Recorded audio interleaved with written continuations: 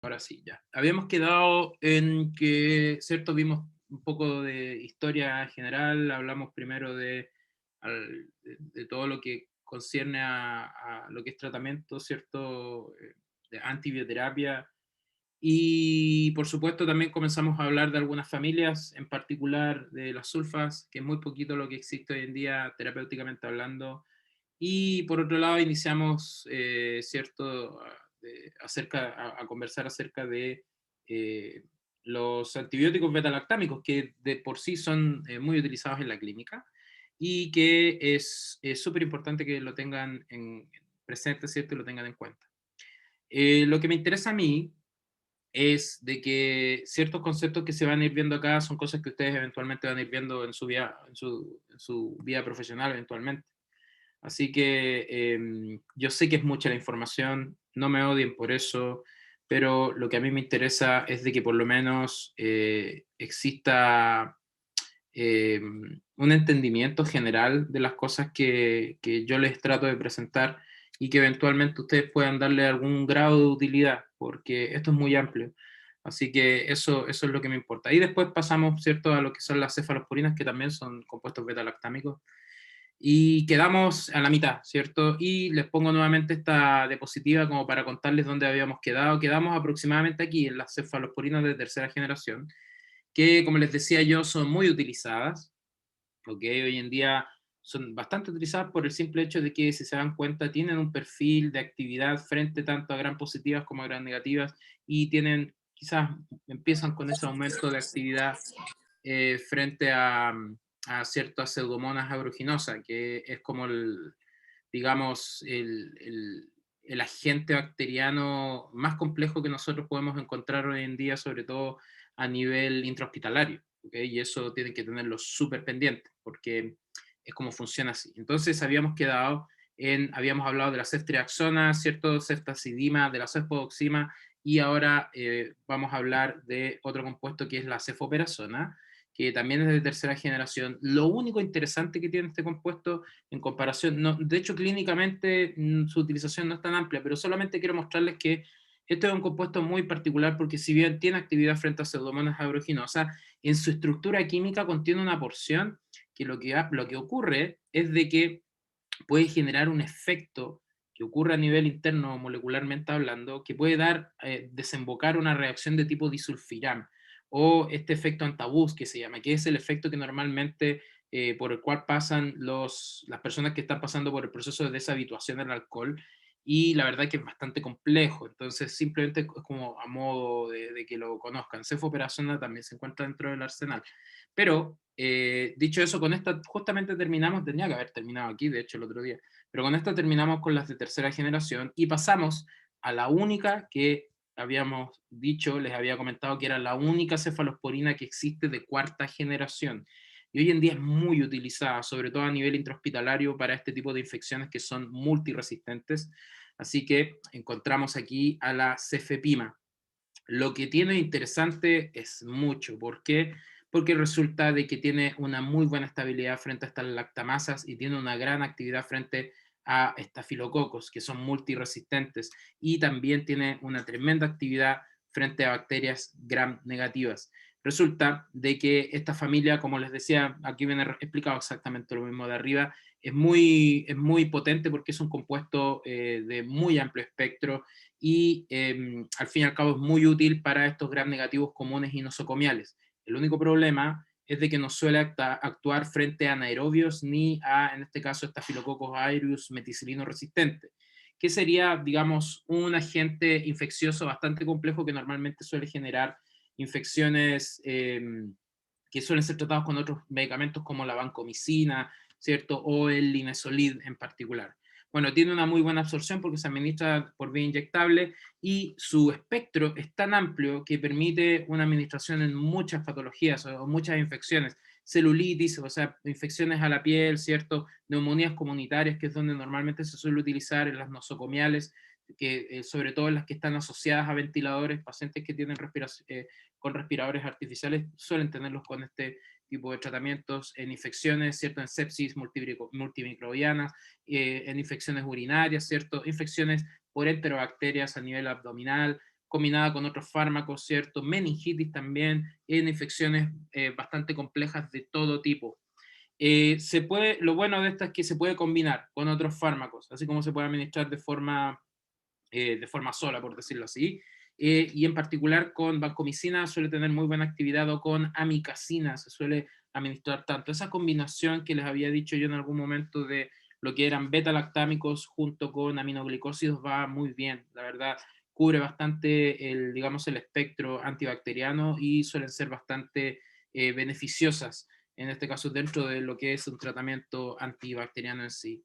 Por otro lado, existe una cefalosporina que nosotros podríamos decir y se consideraría como una, digamos, cefalosporina de quinta generación, que es nueva en realidad. Y a esta se le llama ceftarolina.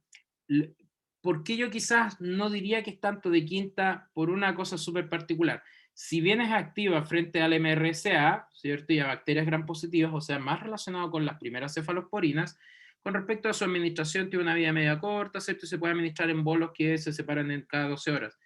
Genera confusión este compuesto. ¿Por qué?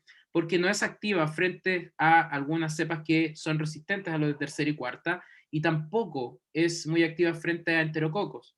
Por ejemplo, vancomicina resistente o bacilos gram negativos ni pseudomonas. Entonces, la lógica dice de que si tú vas avanzando en generaciones vas a tener mayor amplitud de espectro. Y esta no es tanto así, sino como que retrocede y se hace muy específica para ciertos tipos de infección. Entonces, técnicamente la ceftarolina no estaría siendo una cefalosporina de quinta generación, sino que más bien es como un intermedio, digamos, entre tercera generación, cuarta probablemente. ¿Por qué es interesante esta cefalosporina y por qué tiene mucho valor en realidad? Es porque es muy utilizada para estas infecciones por estafilococos aureus meticilino resistentes que generan infecciones a la piel y a estructuras relacionadas con la piel o tejidos blandos. Y de hecho, hoy en día todos estos tipos de infecciones también suelen generar bastantes problemas de resistencia, y esta es una muy buena alternativa que existe hoy en día. Así también como esta, apareció otro fármaco que se llama cefiderocol, a la cual se le considera una cefalosporina siderófora, que es simplemente por un tema estructural. Lo particular que tiene esta cefalosporina nueva, por decirlo así, es que es específica, y lo bueno que tiene es muy buena y es muy multiresistente frente a bacilos gram negativos. Tiene una actividad muy buena sobre enterobacterias, por lo que hoy en día sería una muy buena alternativa para todas estas infecciones que son multiresistentes, sobre todo frente a enterobacterias como Pseudomonas aeruginosa, Acinetobacter baumannii, ¿cierto? Klebsiella pneumoniae, ¿cierto? Y algunas otras enterobacterias que quizás ya tienen altos perfiles de resistencia, como cualquiera de las 6 E. coli, ¿cierto? Que están dando vuelta por ahí.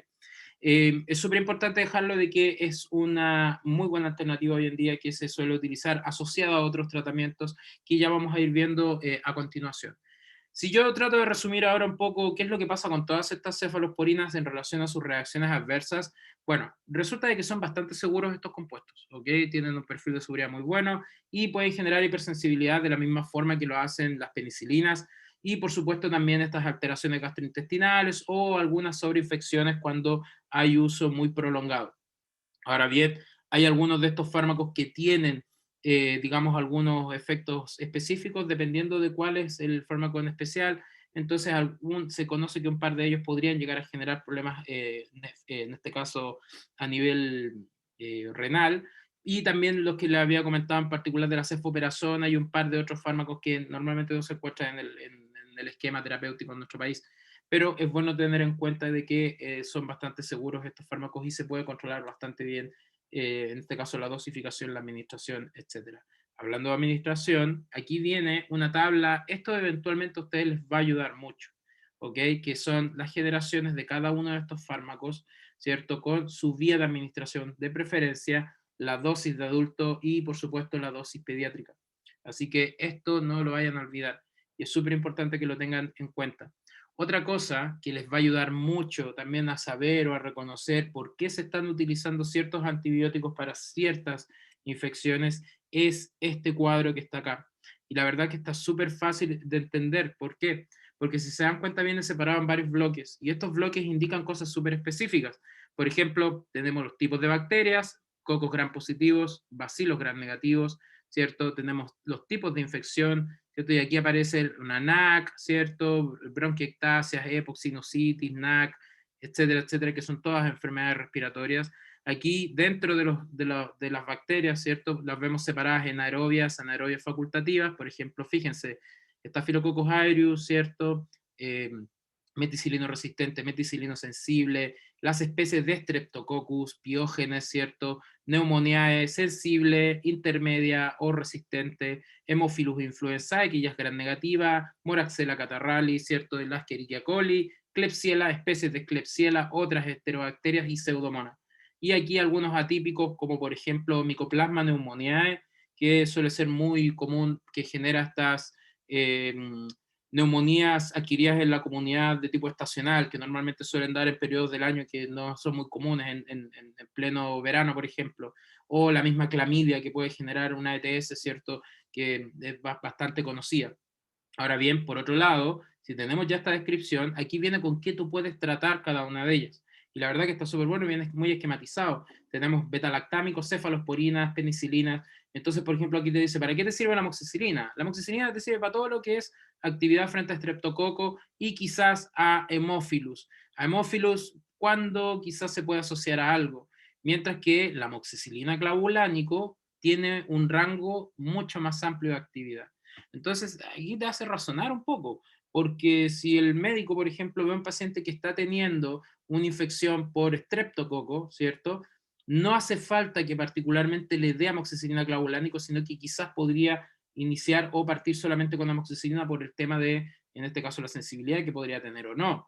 Y aquí es algo que va de la mano con el tipo de antibiograma que se podría realizar para poder tomar la mejor decisión terapéutica, y ustedes también pueden aportar bastante en eso. Bueno, por otro lado, en las cefalosporinas, lo mismo. Aquí está cefditoreno, perdón, que es una cefalosporina tercera que no está dentro de los esquemas muy comunes, pero esa básicamente sirve para todo. No se las comenté porque aquí no se encuentra en el esquema o en el arsenal. Pero todas las otras, como cefuroxima, cefixima, que es la de cuarta, ¿cierto? Sí tienen un buen perfil. Y lo mismo ocurre con ceftriaxona, que debería tener un comportamiento muy similar a cefditoreno, ¿ok? Y ya después vienen otros compuestos que vamos a verlos a continuación, las fluoroquinolonas, ¿cierto? Y macrólidos. Y aquí encontramos algunos derivados, ¿cierto? De quinolonas que tienen actividad prácticamente frente a todo, mientras que los macrólidos son muy específicos para algunos tipos de infecciones y también en particular para algunos atípicos. El caso particular de la acitromicina, que es muy activa frente a clamidia y a micoplasma. De hecho, acitromicina es tercera elección en una infección por, en este caso, por Mycoplasma pneumoniae en una neumonía adquirida en la comunidad. Primero tiene que ser normalmente una quinolona, y si es que no, pasa a ser, en este caso, claritromicina o acitromicina en pulsos, digamos, de dosis bastante altas en pocos días de tratamiento. Entonces, esto es súper importante que lo vayan viendo. ¿Dónde pueden encontrar esta tabla? ¿Dónde pueden informarse más? En este artículo que está aquí, 3 claves para seleccionar el antibiótico oral adecuado. Y la verdad que viene súper bien descrito, está en español, afortunadamente, para quienes tengan problemas ahí con el idioma, el inglés. Y la verdad que ayuda mucho. Este artículo resume en particular todo lo que hemos visto hasta ahora. Así que se los recomiendo bastante para que lo vayan revisando desde ahora. Bueno, resulta de que el tema de los betalactámicos no termina con las cefalosporinas. O sea, tenemos las penicilinas y tenemos las cefalosporinas por otro lado, pero en específico no tenemos, no se limita ahí, sino que existen otros compuestos betalactámicos. Y aquí es donde vamos a empezar a encontrar otros tipos de sustancias que hoy en día son muy utilizadas. Bueno, aquí vamos a partir primero con los carbapenémicos, donde vamos a encontrar una serie de compuestos, dentro de ellos la tienamicina, que es un compuesto bastante inestable, pero hoy en día imipenem y meropenem son mucho más utilizados. Ahora bien, resulta de que estos compuestos en su mayoría suelen ser asociados a otros antibióticos, y dentro de ellos imipenem es uno de los más utilizados, porque bueno, cubre gérmenes desde gram positivos, gram negativos y anaerobios. Es muy útil en diferentes tipos de infecciones, sobre todo en las intrahospitalarias, ¿ok? Sobre todo en pacientes que están con sepsis muy complicadas, por estas enterobacterias que suelen generar estas patologías abdominales y también ginecológicas, porque normalmente las infecciones ginecológicas son producidas, cuando son producidas por bacterias, por enterobacterias, ¿ok? Y en pacientes con shock séptico, que suelen ser producidas también por estas enterobacterias. Pero ¿qué es lo que pasa? Resulta de que las bacterias han ido evolucionando tanto con el paso del tiempo, de que han ido generando más resistencia y han ido apareciendo unas bacterias que pueden generar unas beta-lactamasas de espectro ampliado, o las famosas BLE o las EBLL. ¿Se acuerdan cuando les mostré esa solicitud de uso restringido de piperacilina con tazobactam? Ponía que era una Escherichia coli, ¿cierto? BLE, que era sensible a piperacilina tazobactam, que al fin y al cabo es muy potente frente a estas enterobacterias. Esta que está acá sería como la segunda línea después de la piperacilina, si que esta no llegara a funcionar. Entonces, hay que tener en cuenta eso. Dicho esto, partiendo metiéndoles un poco la idea de las enterobacterias, porque esto es algo que a nivel de sistema terciario, ¿cierto? Hospitalización, UCI, ustedes van a ver mucho esto y tienen que tenerlo súper claro, tienen que tenerlo súper en cuenta el concepto de las enterobacterias. ¿Qué es lo que pasa? ¿Okay? Los nuevos agentes para el tratamiento de bacterias gram negativas. Entonces, hoy en día existen un sinfín de nuevas combinaciones que están apareciendo en la terapéutica y se usan mucho. Entonces, una de las que son, aquí por lo menos hay dos que son muy ocupadas.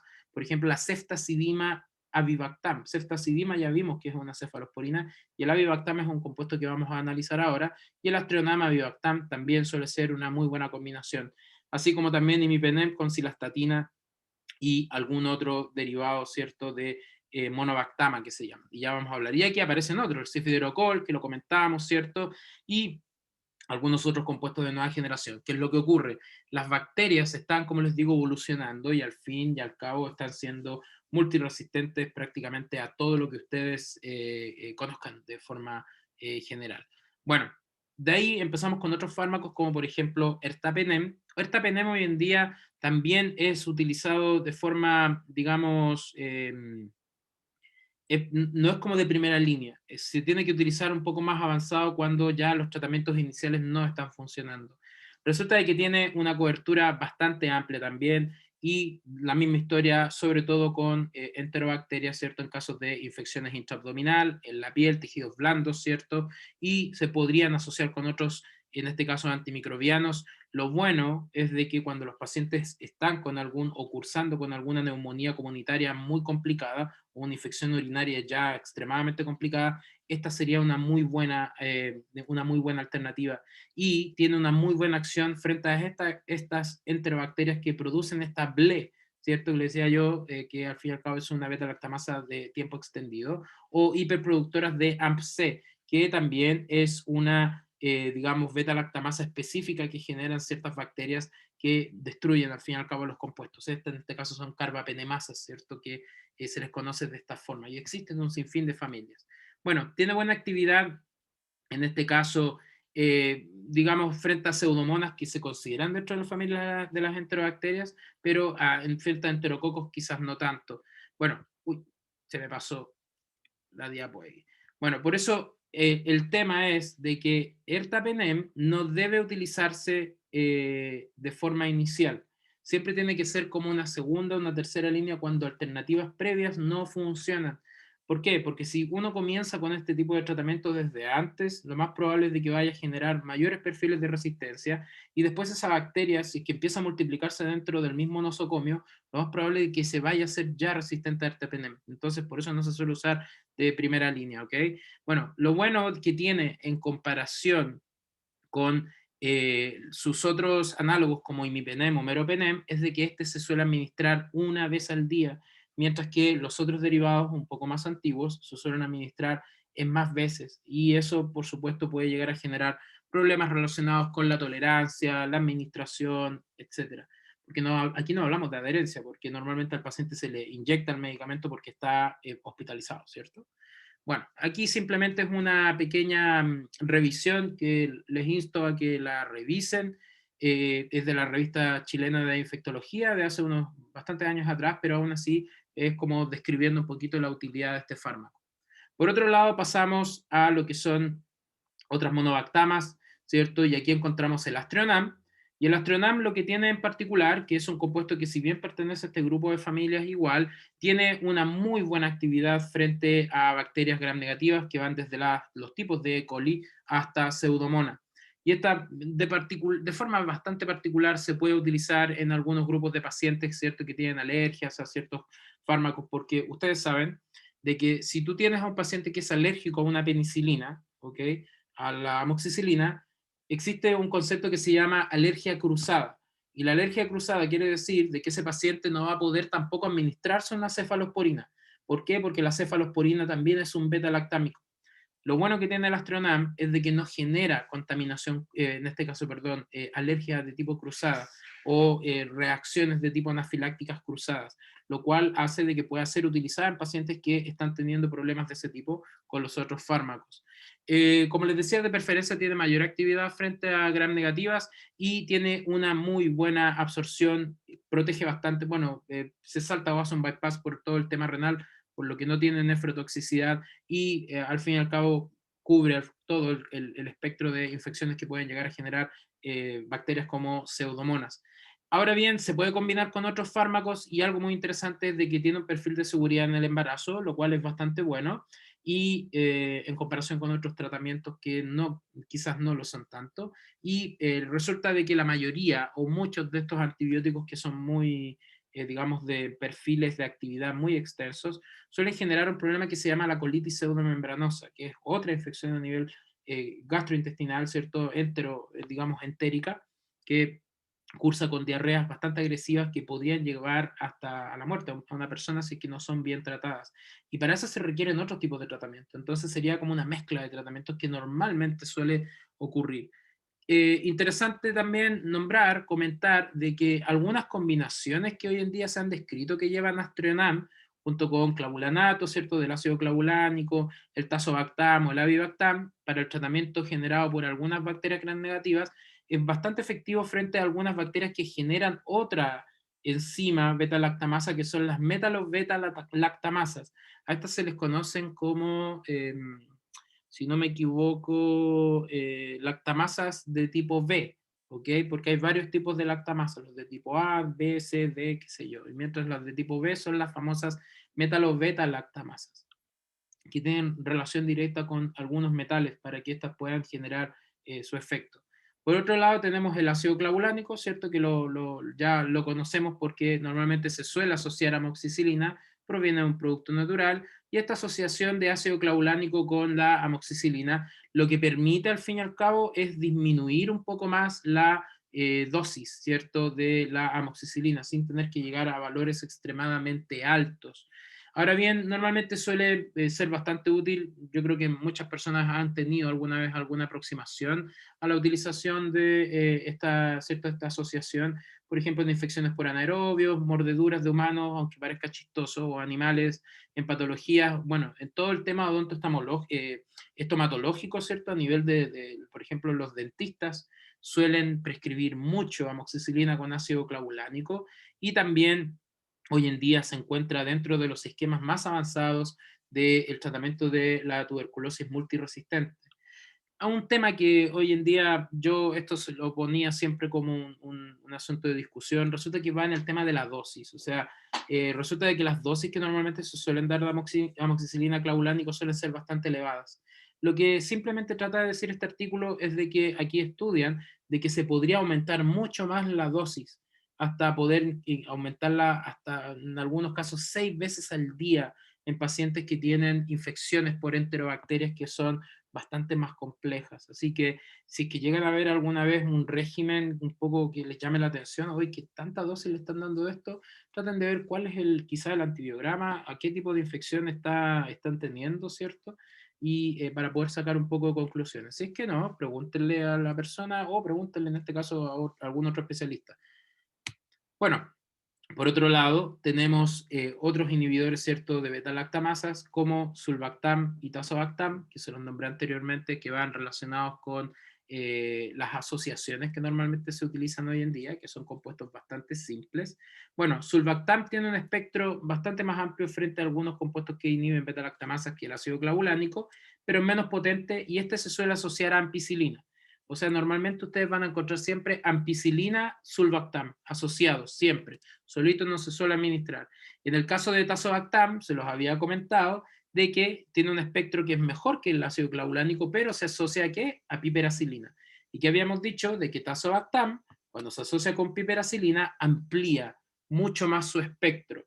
Y de esa forma ha generado, en este caso, muy buena actividad frente a bacterias que son multiresistentes, como Neisseria gonorrhoeae, Haemophilus influenzae y especies de E. coli, ¿cierto? Y algunas otras, qué sé yo, bueno, Klebsiella por acá, ¿cierto? Y algunas de estas bacterias que producen beta-lactamasas cromosómicas, que se llaman, como las famosas KPC de Klebsiella, que son estas carbapenemasas producidas por Klebsiella, y también Moraxella catarrhalis, que suelen generar algunas de estas. Bueno, y resulta de que en particular el tratamiento con esta combinación suele ser a veces mucho más efectivo que tratamientos de nueva generación por la simple combinación de estas dos alternativas. Bueno, la mayoría de las pseudomonas o las especies de pseudomonas son muy susceptibles a piperacilina, pero cuando en este caso se combinan, esta susceptibilidad mejora en este caso mucho más.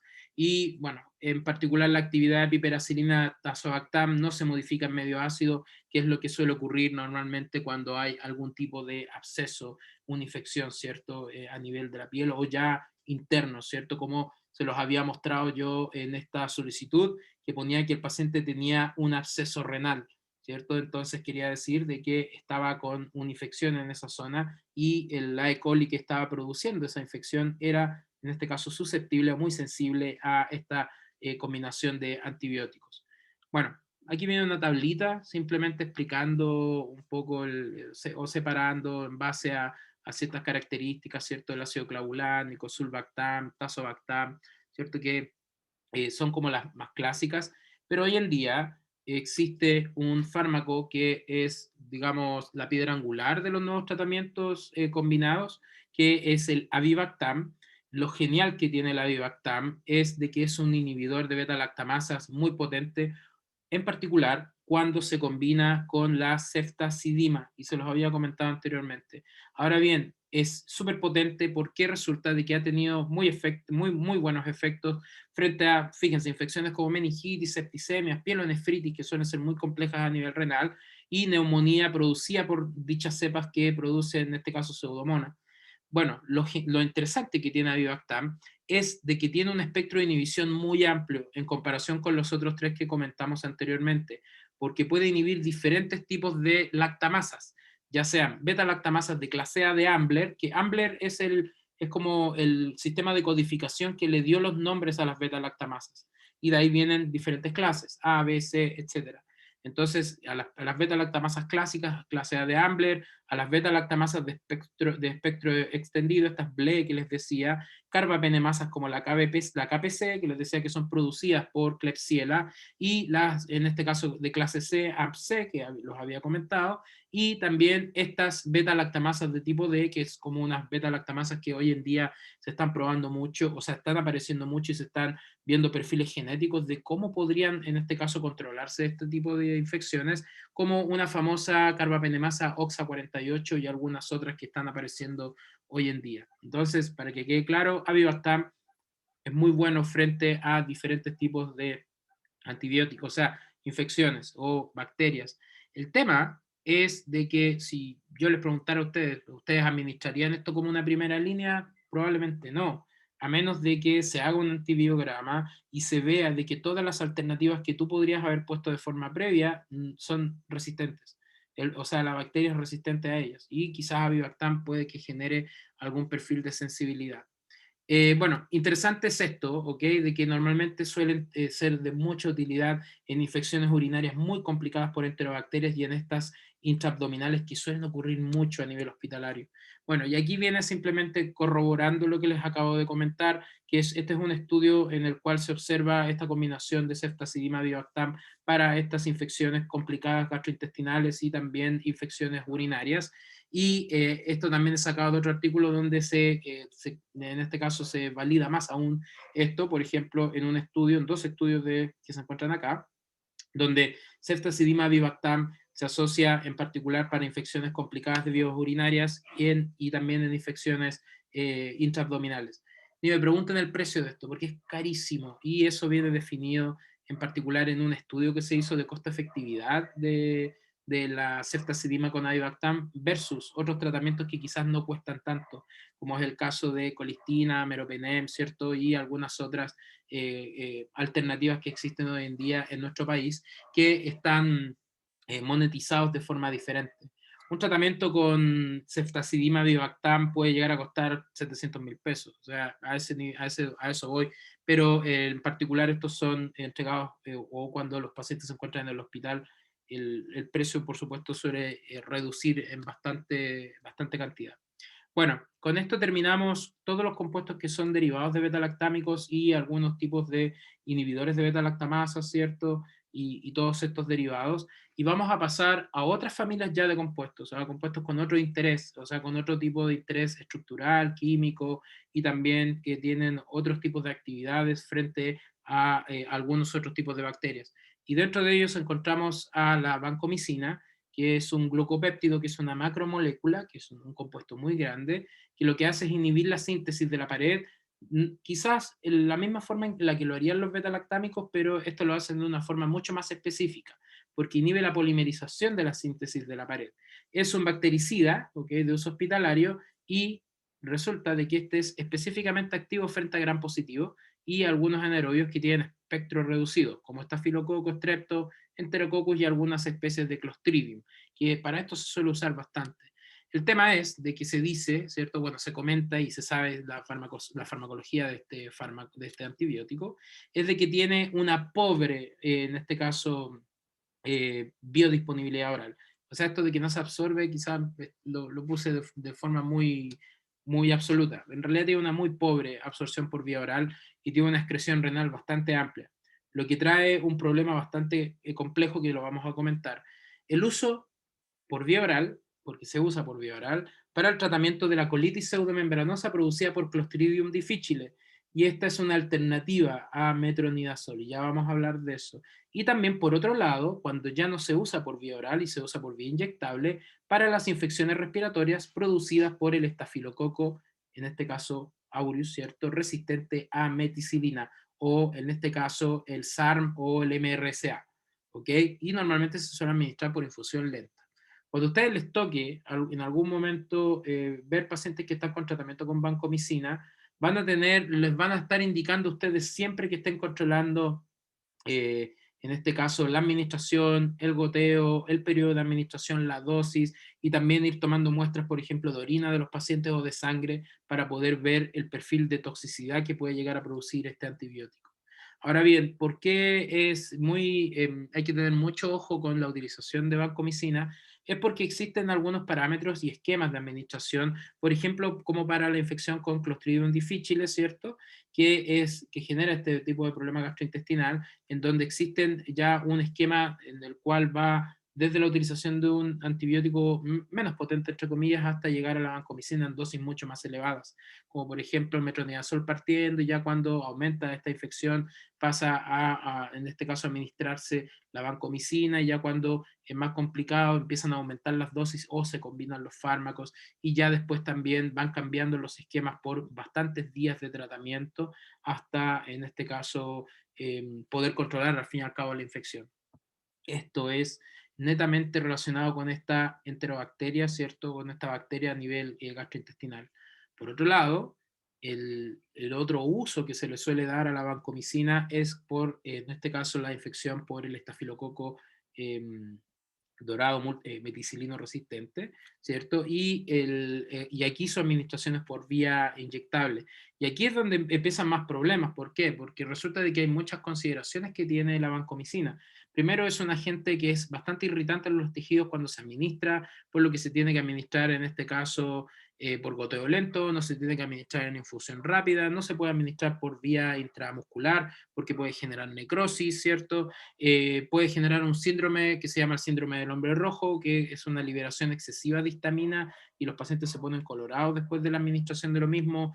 Puede llegar a generar falla renal, como aparece acá, trombocitopenia, y la verdad que es bastante compleja la utilización, pero no quiere decir de que sea imposible utilizarla, ¿ok? Tiene unos criterios.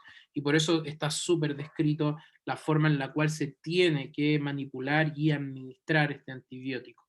Bueno, para hablar rápidamente del mecanismo de acción, este es como el proceso de cross-linking o el proceso de generación de la membrana de lo que es una bacteria.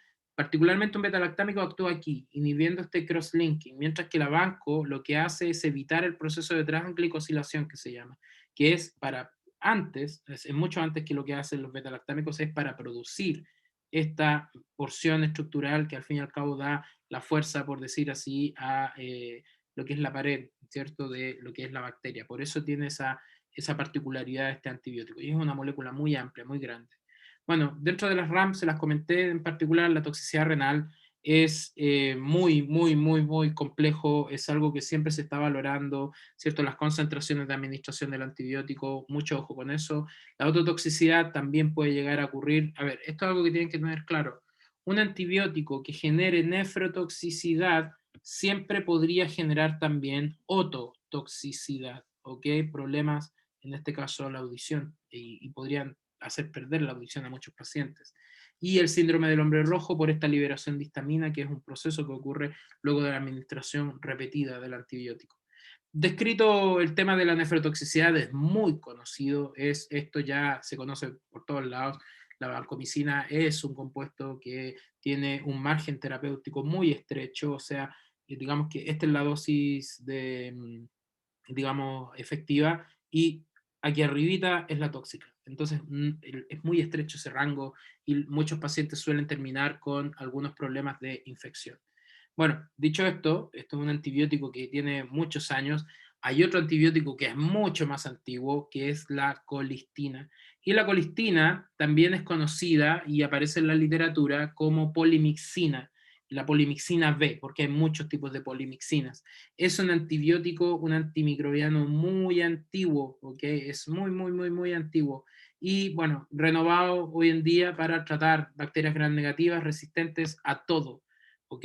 De hecho, hay listados de, por ejemplo, antibiogramas, donde la bacteria es resistente a 10 antibióticos y la colistina, siendo un antibiótico muy antiguo, es sensible. La bacteria y la colistina suele ser la alternativa.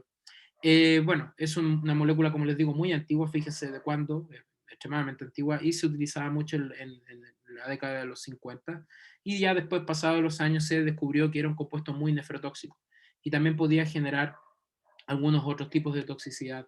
Y bueno, con el paso de los años se olvidó este antibiótico porque empezaron a aparecer nuevas alternativas terapéuticas y hoy en día lo han sacado nuevamente del baúl como una alternativa frente al tratamiento de Acinetobacter, que es una enterobacteria muy compleja, multidrogoresistente, Klebsiella pneumoniae y Pseudomonas aeruginosas que son resistentes a todo.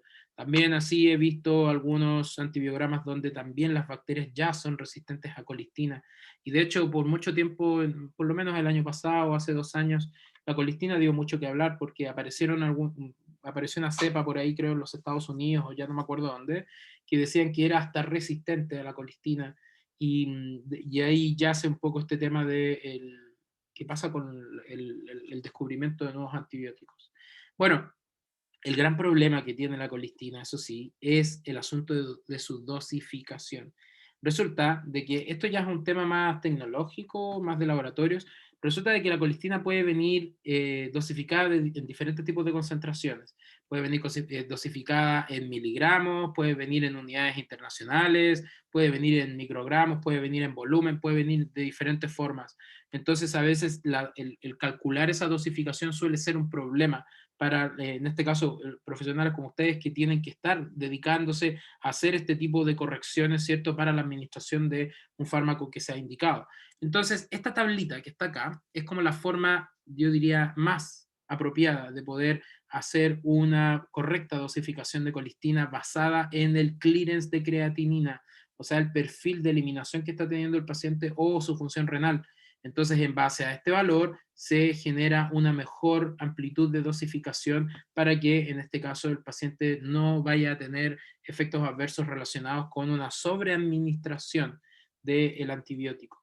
Ahora bien, esto viene descrito acá, por si alguien lo quiere leer, si alguien lo quiere revisar. Yo siempre recomiendo leer algo siempre más aparte de lo que ya se les muestra. Y después tenemos otro antibiótico. Este tenía que haberlo puesto, yo creo, después de la vancomicina. ¿Por qué? Porque resulta de que el Linezolid es un fármaco, de hecho es uno de los antibióticos como nuevos, entre comillas, porque fíjense, lleva 20 años ahí, 20 años, del 2001 yo pienso que es poquito, pero en realidad ya son 20 años. Es, en este caso, un antibiótico que cubre espectro de diferentes gérmenes, pero en particular es una alternativa terapéutica cuando la vancomicina ya no es efectiva frente al MRSA. Entonces, por eso es como la alternativa después de la vancomicina. Se ha ensayado en infecciones de piel, neumonías y otras infecciones causadas por gram positivos. Tiene muy poca, en este caso, toxicidad, lo cual es bastante bueno, y en particular, como les decía, es una alternativa a vancomicina frente a este MRSA que es multiresistente. Así que muy importante, aquí hay una revisión con respecto a Linezolid, por si alguien lo quiere revisar, esta es una revisión un poco más, digamos, molecular, pero bueno, tiene bastante de interés en cierto sentido como para poder generar una idea particular de qué es el antibiótico. Bueno, terminamos con estos tipos de antibióticos raros y vamos a pasar a otras familias, que son los antibióticos que interfieren con la síntesis de proteínas. Y aquí encontramos un sinfín de familias, ¿cierto? Donde estos fármacos inhiben un proceso de unión al ribosoma, interrumpiendo todo el proceso de la síntesis de, o la traslación de información del ARN mensajero para poder sintetizar nuevas, en este caso, proteínas en el ribosoma. Entonces aquí vamos a encontrar, por ejemplo, a los aminoglicósidos, ¿cierto? Los macrólidos, el cloranfenicol olvidadito solito y las tetraciclinas por otro lado. Entonces, este esquema es como el proceso, esto se lo habrán enseñado en biología, en donde nosotros tenemos en el ribosoma dos unidades, la 50S y la 30S, que una de ellas va a captar, ¿cierto?, el RNA mensajero, y luego se van a unir, ¿para qué? Para comenzar con el proceso de síntesis de proteínas. Y luego, una vez que pasa toda la codificación genética, entrega la información, se generan estas nuevas proteínas que eventualmente van a pasar a ser encapsuladas y, por supuesto, formar una nueva célula con información, ¿no? Lo que hacen estos compuestos es actuar, bueno, estas oxazolidinonas es particularmente donde actúa el linezolid. Linezolid es eso, ¿ok? Por acá tenemos las tetraciclinas, actúan la unión del RNA de transferencia, el cloranfenicol bloquea en este caso la transferencia de la cadena, los macrólidos bloquean la translocación y los aminoglicósidos hacen exactamente lo mismo, pero difieren en cuál subunidad de este ribosoma para poder generar esta actividad. Entonces, esto lo tienen que tener claro a modo de biología, porque ahí les enseñaban, ¿se acuerdan? En síntesis de proteínas. Bueno, ahora se le da como una utilidad lógica. Vamos a partir con los aminoglicósidos. Estos son compuestos muy solubles, ¿ok? Tienen una solubilidad súper amplia a cualquier pH y se pueden solubilizar en agua o en agua para inyectables bastante bien, suelen formar algunas sales y tienen un espectro bastante amplio. Eso es lo interesante, de que son activas frente a tanto positivos como gram negativas, pero el gran problema que tienen es la toxicidad, ¿ok? Y también se limitan a algunos tipos de bacterias específicas. Se suelen administrar específicamente por vía inyectable, ¿ok? Sobre todo a nivel hospitalario. Y el tema es de que si hablamos, por ejemplo, que en los beta-lactámicos existen las beta-lactamasas y existen diferentes tipos digamos, de sustancias de este tipo, en el caso de los aminoglicósidos, el tema de la resistencia se deben a muchas enzimas que podrían inactivar en este caso estos antibióticos. Y no son 2, 3, 4, sino que pueden llegar a ser hasta 20. Entonces hay mucho estudio detrás de la aparición de estos. Bueno, como les había comentado en un inicio en este caso de la clase anterior, de que se pueden generar sinergias y combinaciones. Entonces, estos compuestos generan muy buena sinergia con betalactámicos y se suelen, en este caso, asociar, donde, en este caso, estos favorecen la penetración de los aminoglicósidos, los betalactámicos de los aminoglicósidos. Y aquí tengo solamente demostrado como ejemplos específicos, la gentamicina es la primera opción de tratamiento empírico, ustedes la conocen como tratamiento por colirios, ciertos geles, normalmente a nivel de los ojos, o algunos otros tipos de infecciones. La amicacina se suele utilizar como un antibiótico de reserva, pero en particular a nivel de infecciones por enterobacterias funciona. La streptomicina se utiliza específicamente para digamos, el esquema de tratamiento de la tuberculosis. La neomicina está sobre todo en tratamiento por vía tópica, y aquí hay un par de fármacos que son muy específicos, como la paranomicina, que no tiene efecto antibiótico, sino que frente a amebas, como entamoeba histolítica, y también frente a la leishmaniasis visceral, que al fin y al cabo también puede llegar a ser producida por algún vector, ¿cierto? Un parásito en particular que podría estar generando esta infección parasitaria, ¿cierto? Entonces estamos hablando de antibióticos que sirven para tratamiento de parásitos. Y por otro lado, la espectinomicina, que hoy en día es también una alternativa al tratamiento de Neisseria gonorrhoeae o para la gonorrea resistente a la penicilina. Y normalmente se suele administrar 2 gramos en monodosis, pero es uno de los tantos esquemas de tratamiento que existen hoy en día para el tratamiento de la gonorrea. Bueno, mecanismo de acción, no entro en mucho detalle, ya se los comenté en el esquema anterior, pero como sabemos, ¿cierto? Está esta porción a nivel ribosomal para la síntesis de proteínas, y lo que hacen estos antibióticos es simplemente posicionarse en la porción 30S para evitar, ¿cierto?, la incorporación del aminoácido o permitir que se incorpore un aminoácido incorrecto y al final la secuencia no termina de hacerse. Químicamente están acá, ¿ciertos? Como se dan cuenta, son aminoglicósidos. Glicósidos que viene de azúcares. Entonces son aminos porque tienen muchos nitrógenos, muchas aminas, y son azúcares unidos con aminos. Entonces por eso de ahí yace el tema de su nombre y por supuesto la solubilidad en agua. Problemas con el tema de la toxicidad y, bueno, aspectos farmacológicos o farmacocinéticos. Con estos fármacos hay que tener mucho ojo, de la misma forma que con la vancomicina. ¿Por qué? Porque suelen generar lo mismo que la vanco, ototoxicidad y nefrotoxicidad, y sobre todo suelen ser bastante complejos. Bueno, esto ya lo habíamos comentado. Si son muy solubles, por supuesto, no van a atravesar la barrera hematoencefálica, se van a excretar, en este caso renalmente, su solubilidad es muy buena y hay que tener mucho ojo con esto, y por lo mismo han sido súper descritos como nefrotóxicos, y este artículo simplemente habla del mecanismo con el cual se produce la nefrotoxicidad. Y aquí al final viene una consideración de para qué sirven y para qué sirven cuáles y cuáles no. Entonces los aminoglicósidos siguen siendo muy buenas alternativas para infecciones urinarias altas complicadas. Fíjense, pielonefritis, sepsis y endocarditis por, en este caso, bacterias específicas, junto a otros fármacos, meningitis tuberculosa, brucelosis junto a tetraciclina o algunos otros.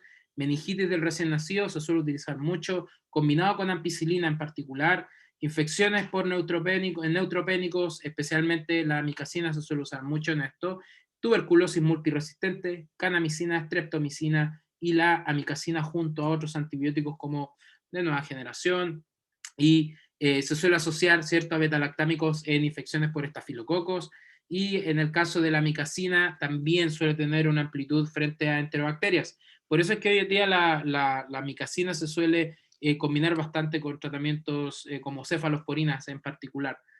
Bueno, también se suelen utilizar bastante en otras infecciones del nosocomio a nivel hospitalario, ¿cierto? Neumonías, en sepsis, bien, pelonefritis. O sea, para todo lo que ustedes ya conocen, que es lo que normalmente, estas serían como las primeras líneas, antes de tener que llegar a todos esos antibióticos que les comentaba anteriormente, que eran más sofisticados, ¿ok? Estos son mucho más antiguos. El único problema es de que suelen generar estos tipos de toxicidad, así que hay que tener mucho ojo con eso. Por otro lado tenemos los macrólidos, y los macrólidos, ¿se acuerdan que en algún momento de la primera clase les dije de que existen antibióticos que son dependientes de la concentración y otros que son dependientes del tiempo? Y eso también va a definir si es que algunos de ellos son bactericidas o bacteriostáticos. Resulta que los macrólidos pueden comportarse como los dos, pero eso va a depender de la concentración y del microorganismo frente al cual estén actuando. Y aquí vamos a encontrar algunos compuestos que tienen una estructura química muy conocida de tipo macrolactona, y aquí encontramos a la eritromicina, la claritromicina y la acitromicina. La roxi no la nombro mucho porque no tiene mucho valor terapéutico, no se usa mucho, por supuesto, pero quizás no tanto en nuestro país. Tiene un espectro de actividad muy parecido a la penicilina G, por lo que suelen ser una alternativa cuando los pacientes son alérgicos a penicilinas, porque hacen prácticamente lo mismo. Pero lo bueno es de que también tienen actividad frente a otras infecciones, ¿cierto? Como primera línea para clamidia, Mycoplasma pneumoniae, Legionella difteria, Corynebacterium diphtheriae, la tosferina y el acné. También suelen ser buenas alternativas. Normalmente se utilizan por vía oral y suelen ser eliminados por las heces. Resulta de que estos compuestos tienen mucho perfil de interacción debido al citocromo P450. El mecanismo, a diferencia de los aminoglicósidos que actuaban sobre la 30S, estos actúan en la 50S e intervienen en el proceso, ¿cierto?, de captación de aminoácidos para la síntesis de proteínas, eh, permitiendo la unión de un aminoácido incorrecto. Bueno, terapéuticamente hablando, bueno, estos se consideran junto con las cefalosporinas y con las fluoroquinolonas, que las vamos a ver después como los antibióticos más seguros. Son utilizados en enfermedades respiratorias altas y bajas, ¿cierto? Por Streptococcus pyogenes, pneumoniae, y por compuesto específico, la acitromicina se usa en las ITS, ¿cierto? Como la gonorrea, enfermedad pélvica inflamatoria, causada por la clamidia, una vez al día, una dosis alta, 2 gramos una vez al día. La claritromicina se suele utilizar asociada para el esquema, ¿cierto?, de la infección por Helicobacter pylori o la gastritis producida por Helicobacter pylori, y también es eficaz en esquemas por Mycobacterium avium en pacientes que ya tienen VIH-Sida. Es mucho más complejo. La espiramicina se suele utilizar en la toxoplasmosis, que suele ser producida por animales, ¿cierto? Y la eritromicina hoy en día es como lo más equivalente a lo que podríamos decir que es la penicilina G, ¿cierto? Pero el tema más grande que tiene la eritromicina es el asunto de su sabor, que es horrible. Bueno, RAM son bastante seguras, ¿cierto? Lo que les comentaba, suelen generar a veces problemas gastrointestinales, por lo que se recomienda en algunos casos consumirlas con alimentos dependiendo de su formulación. Y lo que les decía acerca del tema del metabolismo, porque ustedes siempre en estos listados de fármacos que interaccionan van a encontrar casi siempre los macrólidos. Así que mucho ojo con eso. Y bueno, esto es un estudio simplemente de la actividad comparativa de telitromicina, que es digamos, un macrólido de nueva generación frente a problemas respiratorios, y resulta que al fin y al cabo es una alternativa para infecciones respiratorias. Por otro lado tenemos al cloranfenicol, ¿cierto? Que tiene muy amplio espectro frente a anaerobio. Esto es un antibiótico muy antiguo, ¿ok? Para que quede claro, que es extremadamente antiguo y se usa para cosas muy específicas a día de hoy. Para aerobios, ¿cierto? Anaerobios riqueces, que es rarísimo, clamidia, micoplasmas, piroquetas, y es muy restringida su utilización, sobre todo para el caso de meningitis asociadas a ampicilina. Y eso normalmente era la alternativa de tratamiento antes de que aparecieran las cefalosporinas de tercera generación. Especialmente la ceftriaxona, que era la que se utilizaba mucho para estos casos de infecciones. Bueno, tiene eficacia también frente a la salmonela, en este caso la salmonela tifi, que es la que produce el tifus. Y también en la conjuntivitis bacteriana, yo creo que más de alguna persona ha visto a alguien o ha tenido que utilizar, en este caso, una pomada o un ungüento de cloranfenicol, ¿cierto?, a nivel oftálmico, y eso es gracias a su liposolubilidad, tiene una farmacocinética muy, muy favorable. El gran problema, o lo que hizo que cloranfenicol dejara de ser tan utilizada con el paso de los últimos 20 años, es de que genera esto, una toxicidad medular que es dosis dependiente y puede ser bastante compleja, sobre todo en pacientes menores. Algunos problemas idiosincráticos suelen generar anemia, que también puede ser bastante complicada, y un famoso síndrome, que es el síndrome del niño gris recién nacido, que puede llegar a generar bastante mortalidad. Y esto es netamente un tema relacionado con esta toxicidad medular.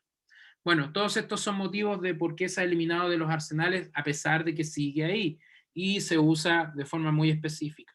Lo cual viene descrito en esta pequeña, un anecdotario de un profesor de farmacología de la Universidad de Concepción, donde él cuenta una historia de cuando él lo utilizaba, y la verdad que está bastante bien esta historia. Es un cuento que en realidad cuenta esa persona, y la verdad que está bien. Si a alguien le interesa, búsquelo, se los puedo subir y lo pueden leer. Y la verdad que como anecdótico, la verdad que está bastante bien. Bueno, ya para ir entrando en lo último, tenemos las tetraciclinas por otro lado, que es una familia muy, muy particular. En nuestro país, su uso es bastante limitado porque existen muy pocas en nuestro país, como la doxiciclina o la tetraciclina, y estas tienen usos bien específicos. En el caso quizás en tratamientos por clamidia se suelen dar micoplasma, pero para lo que más se suelen utilizar específicamente es para el tratamiento del acné en la primera etapa, cuando el tratamiento, en este caso, puede llegar a ser curado con algún antibiótico. Normalmente las tetraciclinas suelen ser una muy buena alternativa.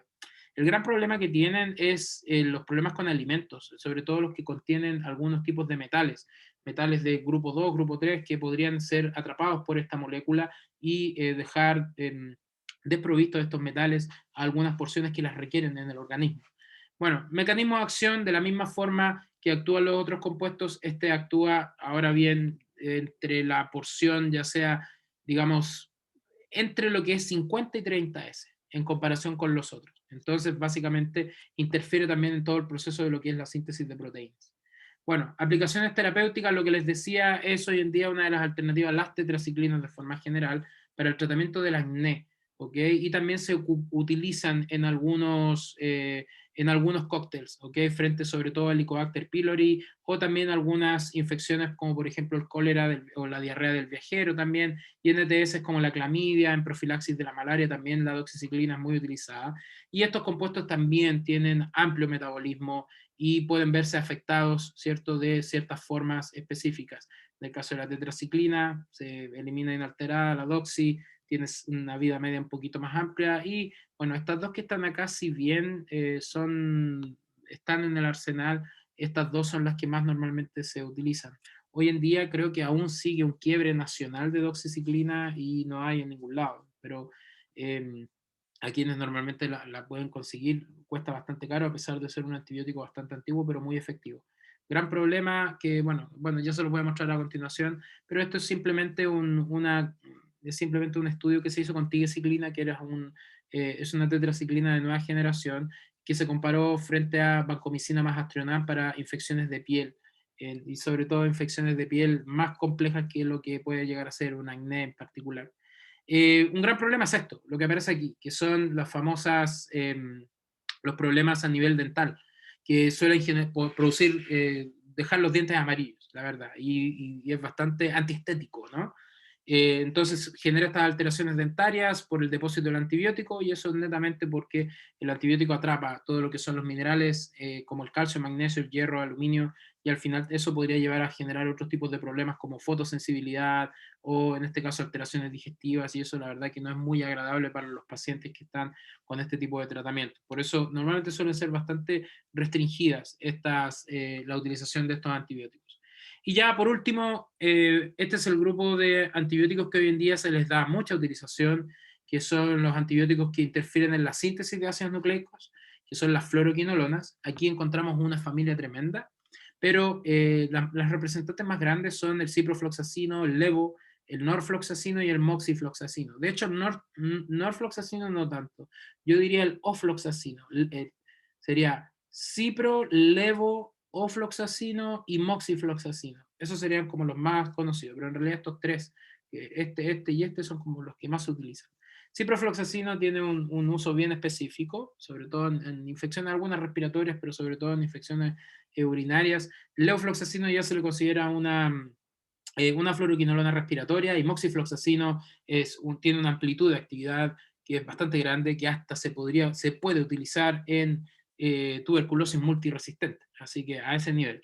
Bueno, inhiben una topoisomerasa, ¿cierto? Que al fin y al cabo actúa a nivel de la reparación del ADN. Las topoisomerasas son dos hélices que lo que hacen al fin y al cabo es cuando se rompen, pueden llegar a reactivarse para poder generar la síntesis de nuevo ADN, en este caso bacteriano.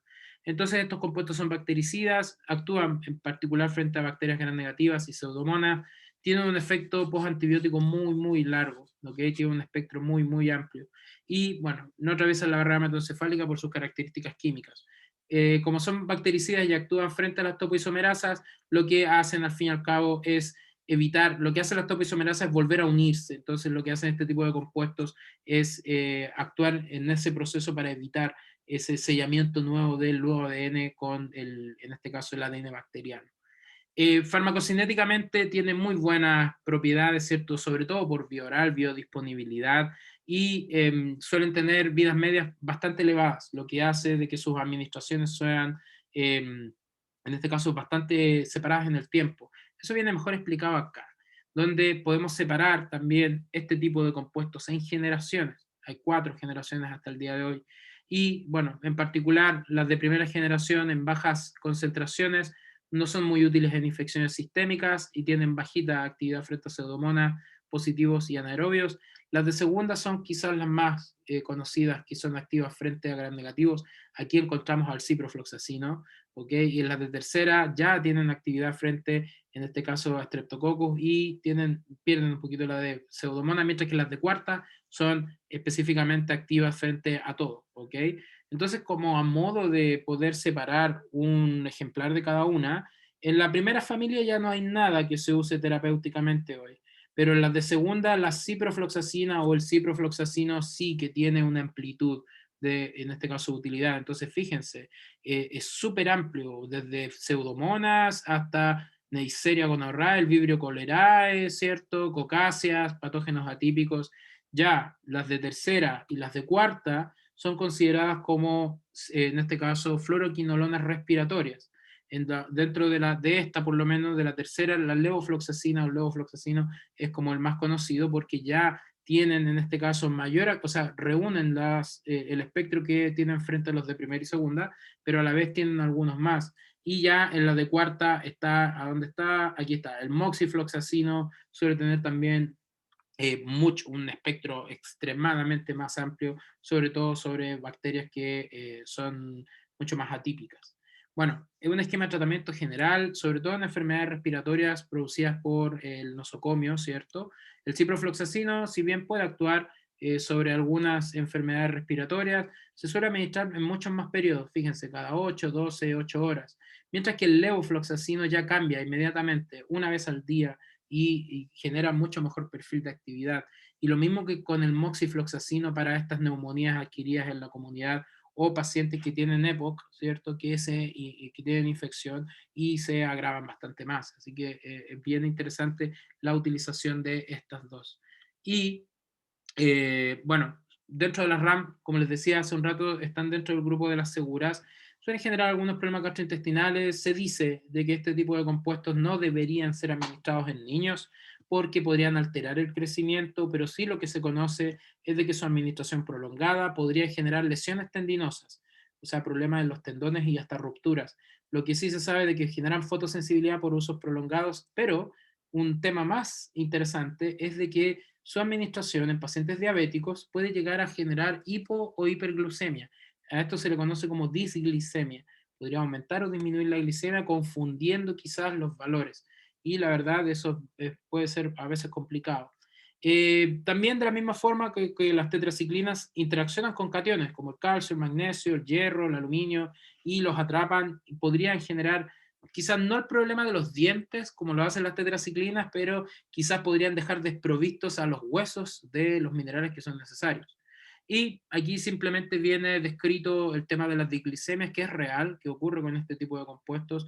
Yo lo vi mucho a nivel clínico con pacientes que estaban con tratamiento de diabetes y los valores estaban por las nubes, a veces por abajo, y claro, estaban tomando, en este caso, quinolonas. Y la seguridad, bueno, resulta de que el tema más aquí va por la mano de el tema del asunto de los cartílagos, el potencial daño, en este caso en los niños, que aquí dice de que preferentemente es mejor no utilizarlos en menores por este riesgo de cartílagos, ¿cierto? Y que podrían efectivamente afectar el crecimiento, pero hace muchos años atrás apareció que esos estudios habían sido hechos en animales y que los niños tenían un perfil de seguridad, pero aún así siempre se permite, o sea, se piensa cuando es muy necesario quizás utilizarlos o no. Y ya con esto termino, les recomiendo leer este artículo que está acá, que se los voy a dejar, que se llama Antibiótico-terapia, ¿cierto? En las infecciones graves, que viene descrito todos los tipos de infecciones y cuáles son los tratamientos específicos si es que a alguien le interesa. Y la verdad que viene para todos los tipos de infecciones, ya sea tejidos blandos, respiratorios, ¿cierto? Urinarias, gastrointestinales, etcétera. Y con esto terminamos, se acabó. Esto hasta aquí entra en la prueba del próximo viernes. ¿Ok?